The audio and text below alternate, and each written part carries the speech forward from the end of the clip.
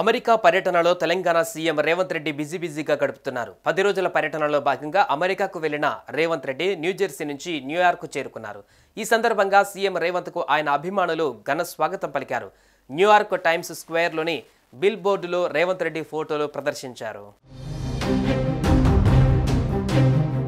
America పర్యటనలో రేవంత్ రెడ్డికి అభిమానులు గ్రాండ్ వెల్కమ్ చెప్పారు. ప్రఖ్యాత న్యూయార్క్ టైమ్స్ స్క్వేర్లోని బిల్ బోర్డులపై రేవంత్ రెడ్డి ఫోటోలను ప్రదర్శించి తమ అభిమానాన్ని చాటుకున్నారు. ఇందుకు సంబంధించిన వీడియోలు, ఫోటోలు సోషల్ మీడియాలో వైరల్ అవుతున్నాయి. మరోవైపు హైదరాబాద్లోనూ టైమ్స్ స్క్వేర్ తరహాలోనే తెలంగాణ స్క్వేర్ పేరుతో ఐకానిక్ నిర్మాణం చేపట్టాలని రేవంత్ రెడ్డి ప్రభుత్వం ఇప్పటికే నిర్ణయం తీసుకుంది.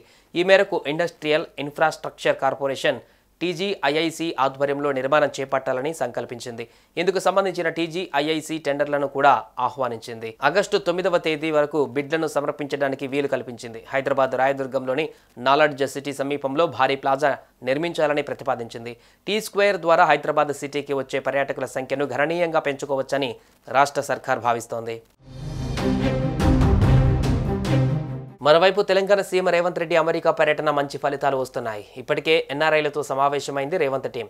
అమెరికాకు చెందిన వాల్స్ కర్రా హోల్డింగ్స్ సంస్థ తెలంగాణలో పెట్టుబడులు పెట్టేందుకు ముందుకు వచ్చినట్లు తెలిసింది. న్యూయార్క్లో ఏర్పాటు చేసిన ఓ కార్యక్రమంలో ఆ సంస్థకు చెందిన ఫణికర్రా, గ్రేగ్ వాల్స్, వి హబ్ సీఈఓ సీతా పల్లచొల్ల మధ్య అవగాహన ఒప్పందాలు జరిగాయి. ఈ సందర్భంగా ఆ సంస్థ ప్రతినిధులను సీఎం రేవంత్ రెడ్డి అభినందించారు. రాబోయే 5 ఏళ్లలో వి హబ్లలో 42 కోట్ల రూపాయలు పెట్టుబడులు పెట్టనుంది. అంతేకాదు రాష్ట్రంలో నెలకొల్పే స్టార్టప్లలో దాదాపు 839 కోట్లు పెట్టుబడులకు సిద్ధంగా ఉన్నట్లు తెలిపింది. ఔత్సాహిక పారిశ్రామికవేత్తలు తెలంగాణ సామర్థ్యాన్ని చాటుతున్నారని ఈ సందర్భంగా సీఎం రేవంత్ రెడ్డి అన్నారు.